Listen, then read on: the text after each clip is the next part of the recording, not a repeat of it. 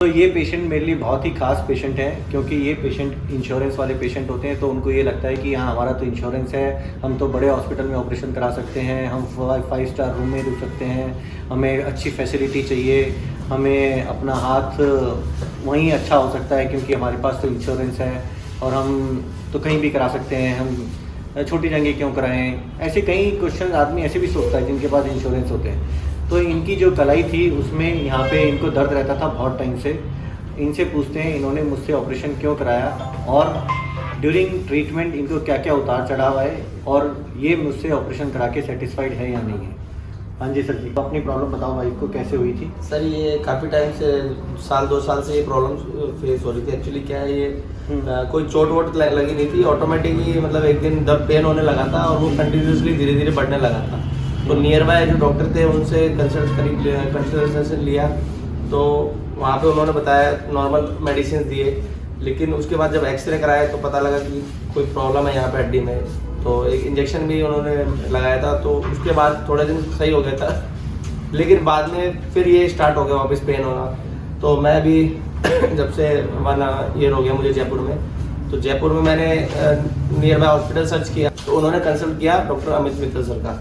तो मैं doctor Amit Mittal sir से मिला उसके बाद, तो सर ने मुझे इसका गाइड किया कि भाई MRI मैंने सर को दिखाई, सर ने मुझे सारी चीज़ें डिस्क्राइब करी। उसके बाद मैं 1-2 महीने 1-1.5 महीने बाद फिर सर के पास आया, फिर सर से मेरा फाइनल हुआ कि भाई इसका ऑपरेशन होगा। तो ऑपरेशन की सर डेट वेट फिक्स हुई, तो 14 नवंबर को इसका ऑपरेशन हुआ। ऑपरेशन काफ़ी सक्सेसफुल रहा था। उसके बाद मेरी वाइफ को इसमें कॉम्प्लिकेशन हो गए थे थोड़ा, इवन आई डोंट नो किस वजह से हुआ था, बट यहाँ चेस्ट में उनको थोड़ा ब्रीथिंग प्रॉब्लम हो गई थी। तो वो मेरे को लगा कि भाई हाथ की वजह से कहीं इस वजह से हो सकता है, लेकिन सर ने उसको हल्के में ना लेके एक बहुत ही मतलब सिंसियर तरीके से सर ने कहा नहीं ये मुझे थोड़ा डाउट लग रहा है। तो सर ने फ़ौरन रिकमेंडेड किया कि इसका HRCTC कराइए। तो सर ने खुद ही मतलब अपने बजट से ही इसका HRCTC भी कराया।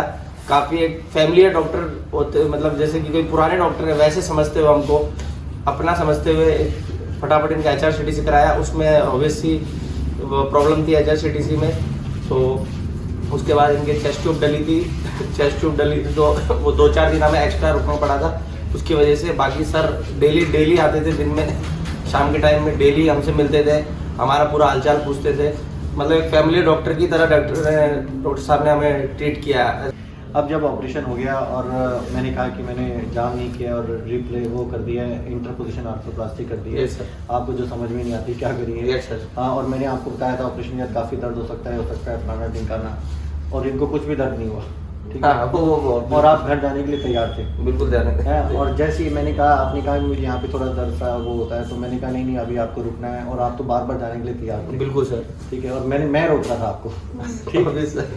तो जब उसमें थोड़ी प्रॉब्लम आ गई, तब आपको ये लगा नहीं कि लगता है डॉक्टर कोई झूठ तो नहीं बोल रहा, कुछ छुपा तो नहीं रहा है, मतलब एक अप एंड डाउन तो आया होंगे ना लाइफ में, जैसे CT में लगा न्यूमोथोरेक्स हो गया है। नहीं सर, हमें एक्चुअली मुझे ऐसा डाउट हुआ कि भाई नॉर्मली पेन हो जाता है। तो ये सुनवाना चाहता हूँ कि एज ए पेशेंट क्या सोचता है जब डॉक्टर उनको कहता है कि आपको ये कॉम्प्लिकेशन है, तो उससे बाहर कैसे आया। मतलब मैं उस टाइम कन्फ्यूजन स्टार्ट हो जाता है। ऑब्वियसली सर कन्फ्यूजन था। कन्फ्यूजन उनको बताओ कि उससे कैसे बाहर आना होता है, क्योंकि वो लोग जब कॉम्प्लिकेशन होती है तो उन लोगों को ऐसा लगता है कि डॉक्टर ने पता नहीं क्या कर दिया उनके साथ। नहीं, वो चीज़ समझानी है उनको। नहीं, कॉम्प्लिकेशन एक्चुअली क्या है, वो चीज़ मेरे को ऐसा लगा कि भाई पेन हो रहा है, बट डॉक्टर जो अमित सर है इन्होंने काफ़ी सीरियस लिया कि भाई ये प्रॉब्लम हो सकती है, क्योंकि बहुत 0.1% ऐसा हो सकता है। तो सर ने उसको समझ के कि इनका HRCTC रिकमेंड किया कि इनका HRCTC कराइए। तो ये आप इनको रोइंग ऑफ मूवमेंट दिखा दो जरा।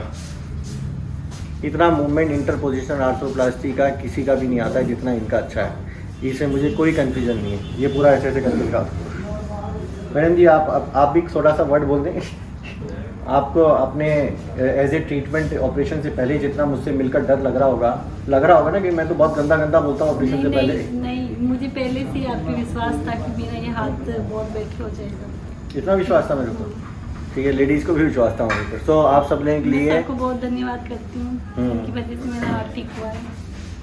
ठीक है। तो जब भी कोई भी कलाई की चोट या पुरानी हो जाती है, दर्द रह जाता है, वो सिंपल चीज़ नहीं है, क्योंकि यहाँ पे बहुत सारी बोन्स होती हैं और इंटर लिगामेंट, कार्पल लिगामेंट इतने सारे होते हैं जिनमें सच में तैयार करना कौन सा है कोई नहीं बता सकता। लेकिन हमने इनकी कोई ज़्यादा जांच कराई हमने इनकी? नहीं सर, बिल्कुल आपने नो जांच एट ऑल। ना दवाई ना जांच कुछ भी नहीं। कितने दिन की दवाई दी हमने? 5 दिन की मुश्किल से। Only 5 days medicine, nothing else. सो ट्रीटमेंट पॉसिबल है, लेकिन आपको ही स्टेप लेना है उसको आगे बढ़कर। नमस्कार दोस्तों, Mittal hand micro surgery centre में आपका स्वागत है। ये वीडियो के माध्यम से हम आपको बताएंगे कि अगर आप डॉक्टर अमित मित्तल को जयपुर आकर दिखाना चाहते हैं तो आप हमारे सेंटर पर कैसे आए। हमारा सेंटर जयपुर में है, जिसका एड्रेस 121 122 SR कॉम्प्लेक्स, टैगोर नगर चौराहा, DCM रोड, जयपुर, राजस्थान है। यदि आप किसी बस द्वारा आते हैं तो आपका depot Sindhi camp bus station होगा, जिसकी दूरी हमारे हॉस्पिटल से 20 मिनट्स 8.4 किलोमीटर है। यदि आप किसी रेल द्वारा आते हैं तो आपका स्टेशन जयपुर जंक्शन स्टेशन होगा, जिसकी दूरी हमारे हॉस्पिटल से 14 मिनट्स 7.4 किलोमीटर है। यदि आप प्लेन के माध्यम से आते हैं तो एयरपोर्ट से हमारे हॉस्पिटल की दूरी 9.5 km है। सभी प्लेटफॉर्म पर आपको टैक्सी, बाइक आदि की सुविधा मिल जाएगी, जैसे ओला, उबेर या लोकल टैक्सी। उसके माध्यम से आप यहां आ सकते हैं। अगर फिर भी आपको किसी प्रकार की समस्या आ रही है तो आप हमारे दिए गए हेल्पलाइन नंबर संपर्क कर सकते हैं, या आप गूगल पर डॉक्टर अमित मित्तल डाल के लोकेशन प्राप्त कर सकते हैं।